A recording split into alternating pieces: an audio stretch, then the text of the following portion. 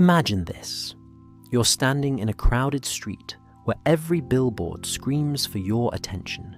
Every screen glows like a small god demanding worship, and your thoughts move not by will, but by algorithm.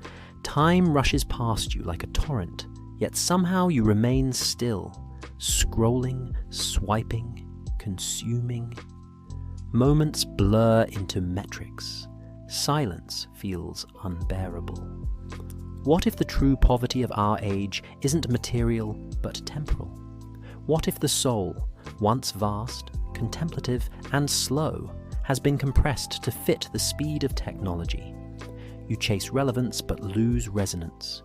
You know everything at once, yet understand nothing deeply. So here's the question that lingers like an ache beneath the noise. What would it mean to live slowly in a world obsessed with motion, to reclaim the depth you traded for convenience? Imagine waking up and realizing that your inner life has been outsourced, that your desires, fears, even your sense of self have been quietly edited by forces you never consciously chose. In a culture built on the attention economy, distraction is not an accident. It is a business model, carefully engineered to fragment your focus and keep you slightly dissatisfied, forever scrolling for the next microdose of stimulation. Psychology shows that constant digital switching erodes your capacity for deep work, reflection, and emotional regulation, leaving you restless and strangely hollow. The mind becomes like a browser with too many tabs open. Everything loaded, nothing truly lived. Philosophers saw this coming. Nietzsche warned that mass culture dulls the individual, breeding conformity and weakening the will to become who you truly are.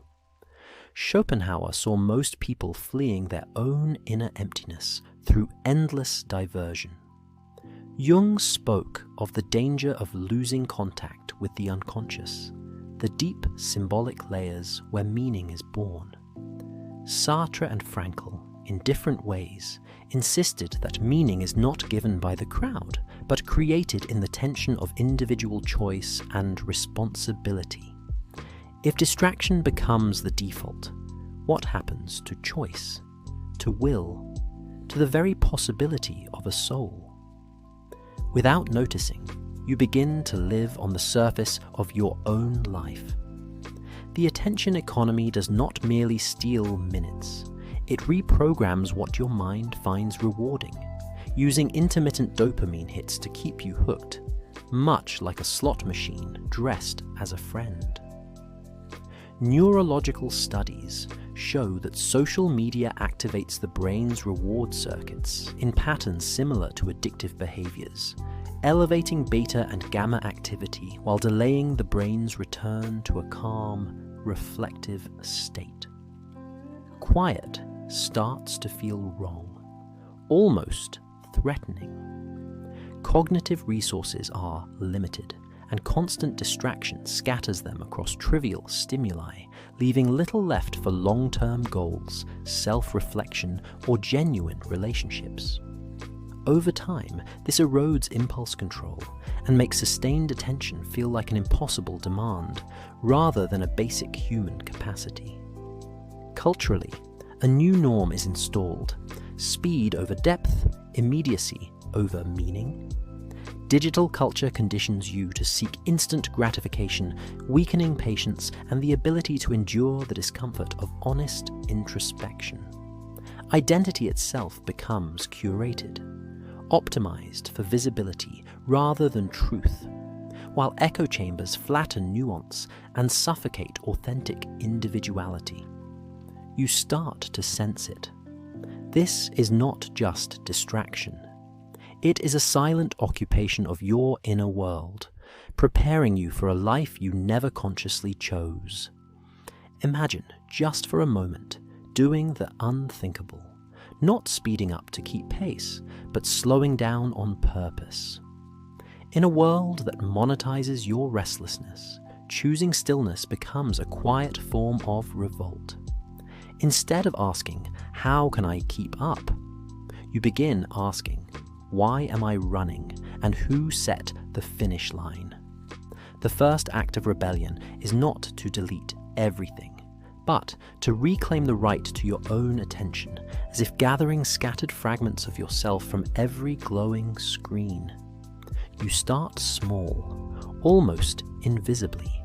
You let yourself read one page slowly without checking your phone. You take a walk with no headphones, letting your thoughts stretch like cramped muscles, rediscovering their original length. You sit in silence long enough to feel the unease rise, and instead of escaping it, you study it. You begin to see that depth is not a luxury, it is a shield. Slowness becomes your way of opting out of a game rigged against your soul. Each moment of deliberate attention says, "I am not a product, I am a presence." And as that realization grows, something radical stirs inside you, pointing toward an even deeper truth. Imagine discovering that slowness is not a retreat from life, but an entrance into it. The world told you that constant motion was progress, that acceleration was freedom, that being everywhere at once meant you were finally someone. Yet in the rare moments when you let yourself move slowly, you sense a different truth. Your deepest insights, your most honest feelings, your clearest intuitions only arrive when the noise thins out and time stops rushing you. In that widened silence, you remember that thinking is not the same as reacting, and that feeling is not the same as performing emotion for an invisible audience. The final realization is unsettling and liberating at once. The fast world was never neutral. It was a narrative, a tempo imposed on your existence, convincing you that your worth lay in productivity, visibility, and constant reaction. But your soul belongs to another order of time, one measured not in attention spans, but in attention given, not in notifications, but in presence, not in output, but in meaning. Slowness becomes a way of aligning your inner clock with something older and truer than any feed refresh. Practically, this rebellion can be disarmingly simple. One phone-free hour a day where you read, walk, or simply sit. One conversation where you listen without planning your reply. One task you do with full focus, from beginning to end. You treat these moments not as inefficiencies, but as sacred training in being fully alive. When you choose slowness, you are not falling behind, you are stepping outside. You become a gap in the circuitry, a refusal in the system, a human being who remembers that depth is what makes a life real. And so, the question turns back on you, quietly, insistently. If your soul truly moves at a slower speed than the world, will you keep betraying it, or finally live at its pace?